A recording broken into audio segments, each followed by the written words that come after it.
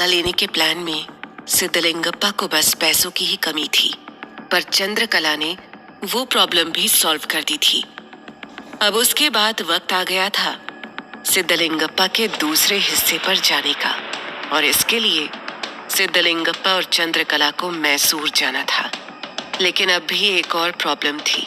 चंद्रकला इतनी आसानी से अपना कोठा नहीं छोड़ सकती थी। उसके लिए अपनी मालकिन से इजाजत लेना बहुत जरूरी था, और वो ये बात अच्छे से जानती थी कि उसकी मालकिन उसे इतनी आसानी से जाने की इजाजत नहीं देने वाली थी। उसने जब सिद्धलिंगप्पा से ये बात शेयर की तो वो बोला, चंद्रकला, तुम्हें उससे इजाजत लेने की कोई जरूरत नहीं। अब तुम ये काम और नहीं करोगी। तुम मेरे साथ ये जगह हमेशा के लिए छोड़ रही हो। चंद्रकला उसकी बात सुनकर हैरान थी। वो उससे बोली, सिद्धलिंगप्पा, अगर मैं यहाँ नहीं रहूंगी तो कहाँ जाऊंगी, और पैसे कैसे कमाऊंगी, अपना पेट कैसे पालूंगी, और मेरे माँ बाप, उनका क्या होगा? वो भी तो मेरे पैसों की आस में ही जीते हैं ना। सिद्धलिंगप्पा चंद्रकला की सारी बातें सुने जा रहा था, लेकिन उसने ये तय कर लिया था कि जिस औरत से वो प्यार करता था उसे वो किसी और आदमी के सामने नंगा नहीं होने देगा। और इसी वजह से वो उससे बोला, चंद्रकला, तुम्हें मुझ पर भरोसा करना होगा। मेरे होते हुए तुम्हें दोबारा इस कोठे पर कभी आने की जरूरत नहीं पड़ेगी। सिद्धलिंगप्पा की बात सुनकर चंद्रकला की आंखों में बहुत दिनों बाद ही पर खुशी जरूर छा गई थी। उसे यकीन ही नहीं हो रहा था कि वो एक ऐसी जिंदगी वापस जी सकती है जहां उसे पैसों के लिए अपने जिस्म को बेचना नहीं पड़ेगा। फिर सिद्धलिंगप्पा के प्लान के हिसाब से एक रात चंद्रकला किसी ग्राहक के साथ जाने के बहाने अपने कोठे से भाग गई। सिद्धलिंगप्पा ने अपनी बीवी को बता दिया था कि वो मैसूर अपनी फैक्ट्री के किसी काम से जा रहा था। हालांकि उसकी बीवी को उसकी बात का विश्वास नहीं हुआ था। उसके मन में कहीं ना कहीं ये बात जरूर थी कि वो चंद्रकला के साथ जा रहा था, लेकिन फिर भी उसने उसे कुछ नहीं कहा। पिछले कुछ दिनों से उसने इसे अपनी तकदीर मान लिया था।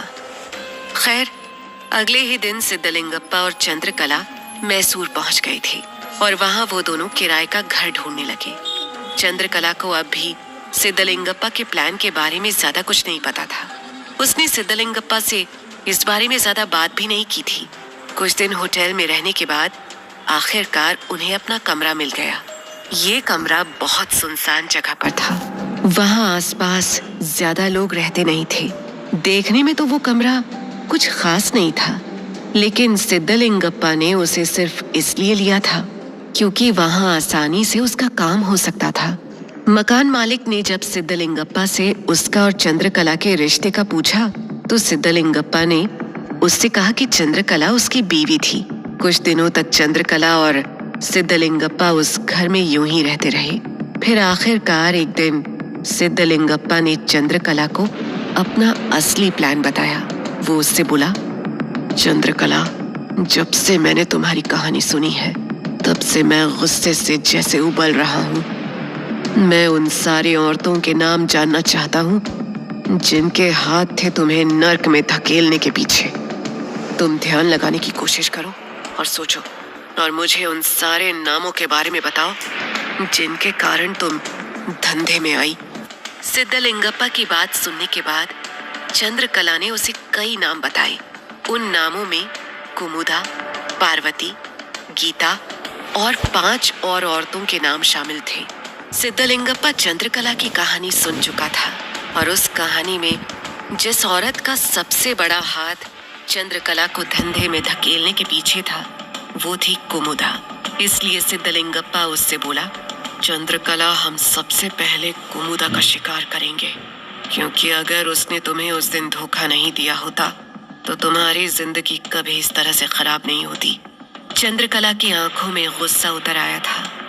वो सिद्धलिंगप्पा से बोली, तुम सही कह रहे हो, इन सब के पीछे कुमुदा का ही सबसे बड़ा हाथ है। जब से तुमने कहा है मैं भी उससे बदला लेना चाहती हूँ। तो अब सिद्धलिंगप्पा और चंद्रकला का पहला शिकार तय था, लेकिन अब सवाल था कि कुमुदा का शिकार किया जाए तो कैसे। सिद्धलिंगप्पा के दिमाग में कई प्लान चल रहे थे जिससे वो अपना काम कर सकता था। उसने चंद्रकला से पूछा, तुम्हें पता है इन दिनों कुमुदा कहाँ रहती है? चंद्रकला ने अपने दिमाग पर जोर दिया और याद करने की कोशिश की कि उसे आखिरी बार कुमुदा के बारे में कब कोई खबर मिली थी। उसे याद आया। वो सिद्धलिंगप्पा से बोली, मैंने जब आखिरी बार कुमुदा की सहेली से बात की थी तो मुझे पता चला था कि वो काम की तलाश कर रही है। पहले तो वो भी धंधे में ही थी, लेकिन फिर जवानी उतरने के बाद से उसे काम मिलना बंद हो गया था, इसीलिए उसे दूसरा काम ढूंढना पड़ा। लेकिन जब उसे कोई ढंग का काम नहीं मिला तो वो मैसूर छोड़कर चली गई। अब वो कहाँ रहती है मुझे नहीं पता। चंद्रकला की बात सुनकर सिद्धलिंगप्पा बोला, क्या तुम कहीं से कुमुदा का नंबर पता कर सकती हो? चंद्रकला कुछ सोचने लगी और बोली, हाँ, मैं एक लड़की को जानती हूँ, उसके पास होगा कुमुदा का नंबर। उसकी बात सुनकर झट से सिद्धलिंगप्पा उससे बोला, तो एक काम करो, तुम उससे कुमुदा का नंबर लो और उसे कॉल करके यहाँ मैसूर में बुला लो। उससे क्या कहना है मैं तुम्हें बताता हूँ। उसके बाद सिद्धलिंगप्पा ने चंद्रकला को बताया कि उसे क्या कहना है कुमुदा को कॉल करके। चंद्रकला ने कुमुदा का नंबर जुगाड़ किया और उसे कॉल किया। कुमुदा ने जब उसका कॉल उठाया तो वो उसे एक बार के लिए पहचान ही नहीं पाई।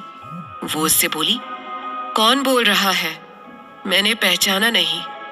इस पर अपनी जुबान में चाशनी घोलते हुए चंद्रकला उससे बोली, अरे आप मुझे पहचानी नहीं? मैं वही हूँ जो आपके घर में आई थी मैसूर में। वहां आपने मुझे अपने घर में रखा था और फिर काम दिलवाया था। कुमुदा को थोड़ा टाइम लगा, लेकिन वो चंद्रकला को पहचान ही गई। चंद्रकला ने बात इतने मीठे ढंग से की थी कि कहीं भी कुमुदा को ये नहीं लग रहा था कि वो उसके किए के कारण उससे गुस्सा थी या उसके लिए अपने जहन में नफरत भर कर बैठी थी।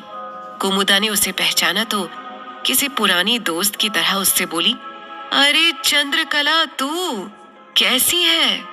आज बता मुझे कैसे याद किया?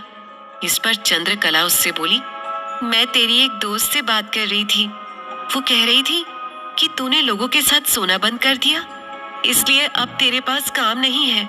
उसकी बात सुनकर कुमुदा बोली, हाँ यार, अब इंसान धंधा करे भी तो कब तक करे? एक उम्र निकल जाने के बाद तो वैसे भी कोई हम औरतों को पूछता नहीं, इसलिए मेरे पास भी कस्टमर आना कम हो गए थे और ना चाहते हुए भी मुझे काम छोड़ना पड़ा। लेकिन यार, जिंदगी भर तो साला मर्दों का बिस्तर ही गर्म किया है, अब इसके अलावा कोई काम आता भी नहीं है। समझ नहीं आता कि अब पेट कैसे पालूं अपना। कुमुदा ने बातों बातों में वो बात कह दी थी जिसे सुनने के लिए चंद्रकला बेकरार थी। वो उससे बोली, अरे तू फिक्र क्यों करती है? मैं हूं ना। मैं यहाँ मैसूर में एक सेठ को जानती हूँ। वो हम जैसी कई लड़कियों को नौकरी दे रहा है और साथ में अच्छे पैसे भी। तुझे पता है, इस काम में हमें किसी के साथ सोना भी नहीं पड़ेगा, बस नाचना है और कम कपड़े पहनकर खाना देने का काम करना है। कुमुदा ये बात सुनकर झट से बोली, क्या तू सच कह रही है? क्या सच में मुझे वहां काम मिल सकता है? चंद्रकला उससे बोली, मैं तुझसे झूठ क्यों कहूंगी? सच ही कह रही हूँ। तू एक काम कर, यहाँ मेरे पास आजा मैसूर में, मैं तुझे उस सेठ से मिलवा देती हूँ। बेरोजगारी एक ऐसी चीज है जो इंसान को कुछ भी करने पर मजबूर कर देती है। एक इंसान को जब पता चलता है कि काम मिलने की थोड़ी भी उम्मीद बाकी है तो वो झट से कहीं भी जाने को तैयार हो जाता है। कुमुदा के साथ भी ऐसा ही हुआ। उसने एक बार भी नहीं सोचा कि जिस चंद्रकला के पास वो काम पाने की उम्मीद में जा रही थी वो वही चंद्रकला थी जिसको उसने एक दिन बाजार में बेच दिया था। कुमुदा अगले ही दिन मैसूर पहुंच गई थी। वो चंद्रकला के घर गई तो वहां उसे सिद्धलिंगप्पा मिला। चंद्रकला उससे बोली, कुमुदा, यही वो सेठ है जो तुझे काम देने वाले हैं। सिद्धलिंगप्पा को देखकर कुमुदा मुस्कुराई और उससे बोली, साहब, मैं कोई भी काम करने को तैयार हूँ, आप बस कहिए। सिद्धलिंगप्पा उससे बोला, अरे अभी नई बातें नहीं करते, पहले पुराने हिसाब चुका लेते हैं। चंद्रकला और सिद्धलिंगप्पा दोनों मुस्कुरा रहे थे। कुमुदा की आंखों में अब खौफ बसता जा रहा था। इससे पहले कि वो कुछ समझ पाती, सिद्धलिंगप्पा ने उसके गले को एक रस्सी से दबाना शुरू कर दिया। वो अपने हाथों से रस्सी को छुड़ाने की कोशिश कर रही थी, लेकिन चंद्रकला आई और उसने उसके हाथों को पकड़ लिया। कुमुदा तड़प रही थी, लेकिन ना ही सिद्धलिंगप्पा और ना ही चंद्रकला की आंखों में उसके लिए कोई दया थी। सिद्धलिंगप्पा उसका गला तब तक दबाता रहा जब तक उसकी जान नहीं निकल गई। ये सिद्धलिंगप्पा और चंद्रकला का पहला मर्डर था, लेकिन ये मर्डर उनका आखिरी मर्डर नहीं था। अभी सिद्धलिंगप्पा की लिस्ट में और भी कई नाम थे जिनसे वो चंद्रकला का बदला लेने वाला था। कैसे करता है सिद्धलिंगप्पा